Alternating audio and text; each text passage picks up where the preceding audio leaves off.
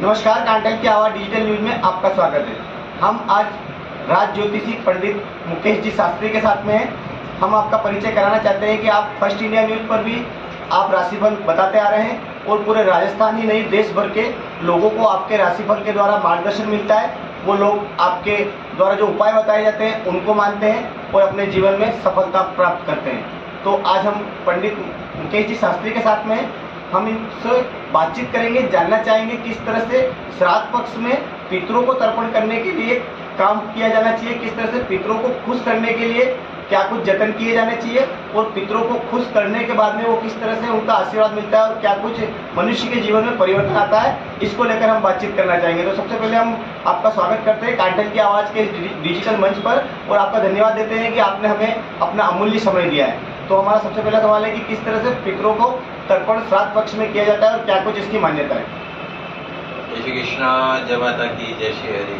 प्रतापगढ़ के सभी दर्शकों को बहुत बहुत आशीर्वाद, माता रानी का आशीर्वाद और कृपा दृष्टि आप सभी के ऊपर बनी रहे, आप सभी का कल्याण। दोस्तों, पितृपक्ष इस समय प्रारंभ हो चुका है। पितृपक्ष जो है वो 15 तिथियों का एक समूह है।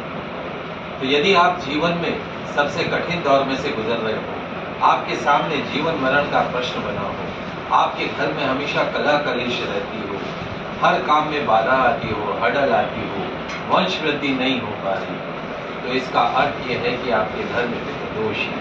पितृदोष का अर्थ यह है कि आपके जो पूर्वज अब जो इस दुनिया में मौजूद नहीं है, उनको यदि आप भूल जाते हैं, उनके निमित्त यदि आप श्राद्ध नहीं करते हैं, तर्पण नहीं करते हैं, तो आपके घर में पितृदोष उत्पन्न होता है और उस पितृदोष के कारण ही घर में रहने वाले सदस्यों के जीवन में और घर में नाना प्रकार के शारीरिक, मानसिक, आर्थिक संकट आते हैं।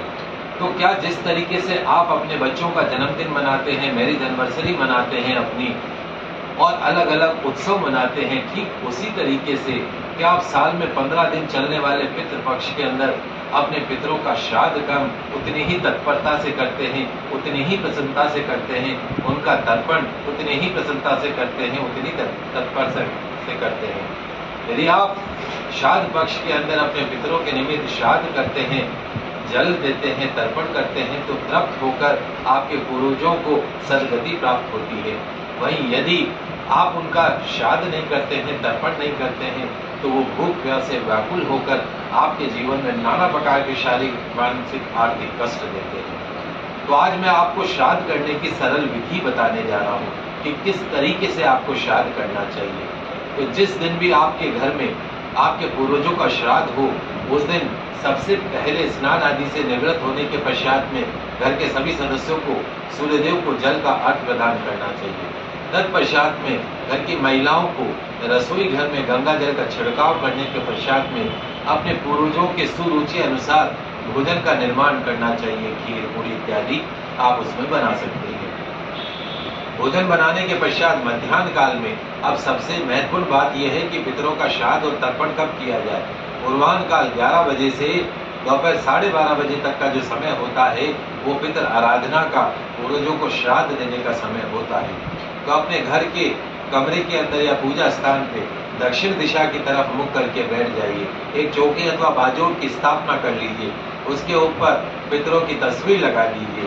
ध्यान रखिए, पितरों को कभी भी रोली और अक्षत नहीं चढ़ता है। पितरों को हमेशा चंदन का टीका अर्पण करना चाहिए। मोगरे के पुष्पों की माला, गुलाब के पुष्पों की माला पितरों को अर्पण करनी चाहिए।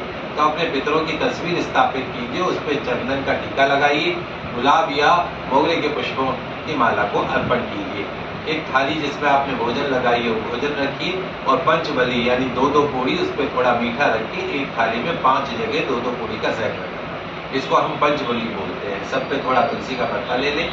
छाना, गोबर का जो कंडा होता है, उसको गैस पे अच्छा गर्म करके और आप उसको एक पात्र में रख लीजिए। एक कटोरी में थोड़ा सा घी लीजिए, उस कटोरी के अंदर थोड़ी सी खीर डाल दीजिए, बिल्कुल गाढ़ी खीर। पूरी के थोड़े से टुकड़े तोड़ के अच्छे से उसको मिला दीजिए और फिर जो आपने कंडा जो आपने गर्म किया है, ओम पितर से देवताय नमः करते हुए उनके ऊपर धूप देनी है। उससे पहले आपको पितरों का आह्वान करना है कि आप जिस भी लोक में हो, आप आइए और हमारे द्वारा दिए जा रहे धूप कर्म को, जलांजलि को ग्रहण करके आप तृप्त होकर हमें आशीर्वाद प्रदान करें।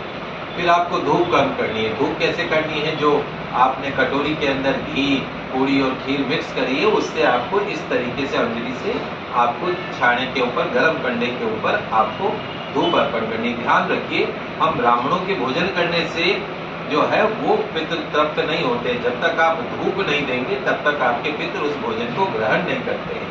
धूप देने के पश्चात में हाथ में अंजलि में जल भर के भोजन की थाली के चारों तरफ से घुमा के और अंगूठे की तरफ से छोड़ दीजिए। ध्यान रखें, एक जानने योग्य बात यह है, आप में से बहुत से दर्शकों को नहीं पता होगी कि जब हम सीधे हाथ से जल छोड़ते हैं, अंजलि से जल छोड़ते हैं, तो उसको देवता ग्रहण करते हैं, और जब हम अंगूठे की तरफ से जल छोड़ते हैं तो उसको पितृ ग्रहण करते हैं। तो जब भी आपको अपने पितरों को जल देना है, तर्पण करना है, तो आपका अंगूठे की तरफ से जल छोड़ना है। ये कर्म करने के पश्चात में जो पंचबली है उसमें से क्रमशः एक कुत्ते के लिए, एक गौ माता के लिए, एक कौवे के लिए, एक चींटी के लिए और एक भिक्षुक दरिद्र नारायण के लिए आपको वो बलि दे देनी है।